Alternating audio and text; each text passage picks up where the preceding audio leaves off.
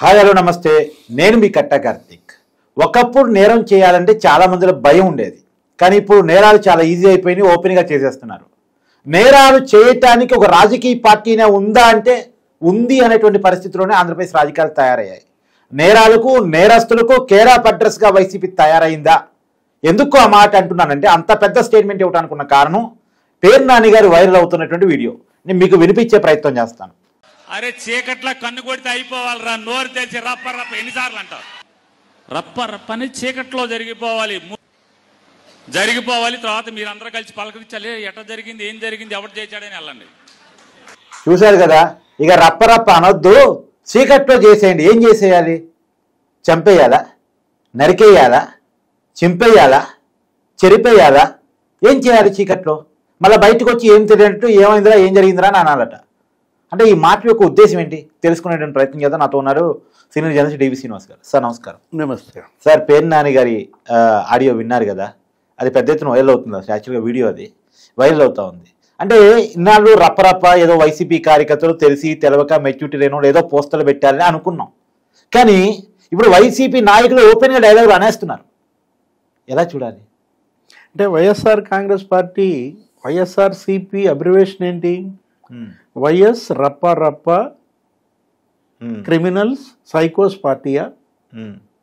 మనకు అదే కనపడుతుంది. అసలు ఆ పార్టీ పేరే రప్ప రప్ప అని పెట్టేసుకోండి. ఇక ఇప్పుడు మీరు వినిపించారు పేరుని నాని. అరే సిగ్గు శరం లేదురా మీకు, మొరిగే కుక్క కరవదు, కరిసే కుక్క మొరగదు, రప్ప రప్ప అని అరుస్తున్నారేంట్రా? చీకట్లో కన్ను కొడితే తెలియకుండా అయిపోవాలా అంటే ఏంటి? ఆ మాటలేంటి? నువ్వు అసలు మాజీ మంత్రివేనా? ఆ రెచ్చగొట్టడం ఏంటి? ఆ రోజు జగన్మోహన్ రెడ్డి ప్రెస్ మీట్లోనూ అదే అన్నాడు. ఎవరో విలేకరు ఇట్లాగే అరేంజ్డ్ ప్రెస్ మీటే రప్ప రప్ప అని ఫ్లెక్సీ గురించి మాట్లాడితే ఆ డైలాగ్ పుష్పాది పదే పదే వాళ్లతో చెప్పించుకుని విని ఆనందం. మళ్ళా ఏమయ్యా తప్పేంటయ్యా, సినిమా డైలాగ్ అంటే తప్పేంటయ్యా, రప్ప రప్ప ఏంటంటే తప్పేంటయ్యా అన్నాడు. ఈరోజు ఇతనే కాదు, ఆదిమూలం సురేష్ అతను అక్కడ కొండపిల్ల మాట్లాడుతూ రప్ప రప్ప నరికేయండి. అవును. అంటే మీరు మాజీ మంత్రులా లేకపోతే అసలు మీరు అసలు రౌడీలా? అంటే వీళ్ళు ఏ విధంగా రెచ్చగొడుతున్నారు అంటే ఏంటి? ఇప్పుడు రీకాలింగ్ బాబు మేనిఫెస్టో అని ప్రోగ్రాంలు పెడుతున్నారు. బాబు మేనిఫెస్టో రీకాలింగ్ కాదు, వీళ్ళు చేస్తుంది రీకాలింగ్ రప్ప రప్ప. అంటే మీరు 1.0లో రప్ప రప్ప నరికేశారు. 2.0 ఉంటుందంటే ఏదో. ఇప్పుడు పేర్ని నాని చీకట్లో చేసేది పట్టపగలు మాట్లాడతారేంటి అసహ్యంగా అంటున్నాడు.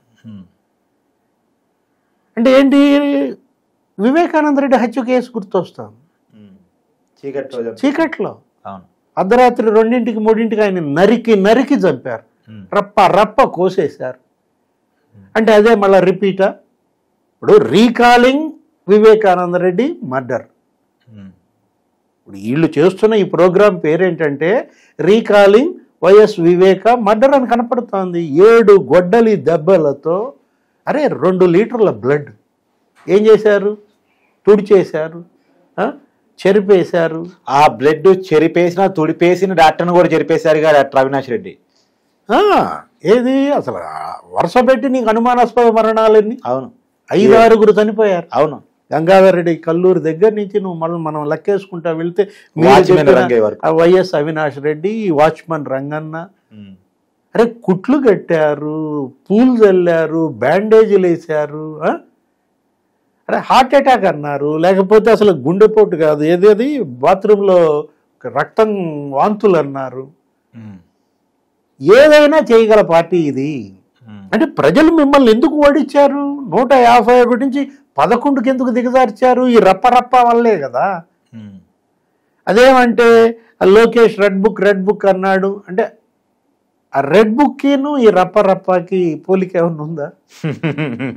అతను ఏంటి? అతను ప్రజాస్వామ్యబద్ధంగా అంబేద్కర్ రాజ్యాంగం ఒక చేతితో పట్టుకున్నాడు, రెండోది అది అమలు చేయని వాళ్ళ పేర్లు ఇందులో రాసుకున్నాను అని చెప్పి ఆ రెడ్ బుక్ ఇంకో చేతితో పట్టుకుని అతను యువగళం పాదయాత్ర చేస్తే, అంటే మీరు జగన్మోహన్ రెడ్డి రేపేదో పాదయాత్ర చేస్తా 27లో అన్నాడు. రప్ప రప్ప యాత్ర అసలు ఎందుకు ఆ పార్టీకి ఆ పేరే పెట్టేసుకోండి. ఆడెవడో పనికిమాలినాడు ఆ ఫ్లెక్సీ పెట్టడం ఏంటి? అది చూసి మీడియా హైలైట్ చేసేసరికి జగన్మోహన్ రెడ్డి ప్రెస్ మీట్లో రప్ప అంటే తప్పేంటి అనడం ఏంటి? జగనే అన్నాడు కదా అని చెప్పి ఈ బ్యాచ్ అంతా ఇక ప్రతి చోట ఇదే గోల. జనం అసహించుకుంటున్నారు. అంటే జనం అసహ్యం మీకు పట్టదా? ఇప్పుడు మీరు మర్డర్లు చేస్తున్నారు, మీరు హింస విధ్వంసం ఎంతమందిని చంపారు? అతను ఎవరు? చంద్రయ్య యాదవ్. కోళ్ళపాడులో చంద్రయ్య యాదవ్ ఏంటి జై జగన్ అని లేదని రప్ప. అంటే మళ్ళా ఇంకెంతమంది చంద్రయ్య యాదవ్లు అవుతారు? జగన్ 2.0 అంటే మనకి రప్ప 2.0 గుర్తొస్తుంది. ఇప్పుడు వీళ్ళని నాకు జాలి పడాలో అర్థం కావటం లేదు, అసహించుకోవాలో అర్థం కావటం లేదు. కానీ ఏదేమైనా ఒక ఆంధ్రప్రదేశ్ రాష్ట్రం చాలా విపత్కర పరిస్థితుల్లో ఉంది అని అర్థం చేసుకోవచ్చా? అంటే రేపు జగన్ 2.0లో ఆంధ్రప్రదేశ్ పేరు మార్చేస్తాడు, రప్ప రాష్ట్రం అంటాడు. ఇప్పుడు ఒక మాఫియా రాజుగా ఆంధ్రప్రదేశ్ని మార్చాడు అని ఎవరు తిట్టారు? మోడీ తిట్టాడు. ప్రధాని మోడీ ఎన్నికల ప్రచారంలో వరుసపెట్టి ఆ మాఫియాల పేర్లని చదివారు. ఏదో sand, land, wine, mine, drugs, గంజాయి, చివరికి ఎడ్యుకేషన్ మాఫియా అన్నారు. వైఎస్ యూనివర్సిటీ కుంభకోణం కూడా బయటకు వస్తుంది సార్. ఇప్పుడు దీనికి మొత్తానికి ప్రధాన సూత్రధారి ఈ రప్ప గోళకు మనకు కనపడుతుంది. ఆ ఫ్లెక్సీ పెట్టినాడు, దాన్ని సమర్థిస్తూ ప్రెస్ మీట్ పెట్టినాడు. ఎవరు? జగన్మోహన్ రెడ్డి. దీన్ని ఏదో ఎంజాయ్ చేస్తున్నట్టే కనపడుతుంది. అతనికి బూతులు మాట్లాడితే ఆనందం, వికృత ఆనందం.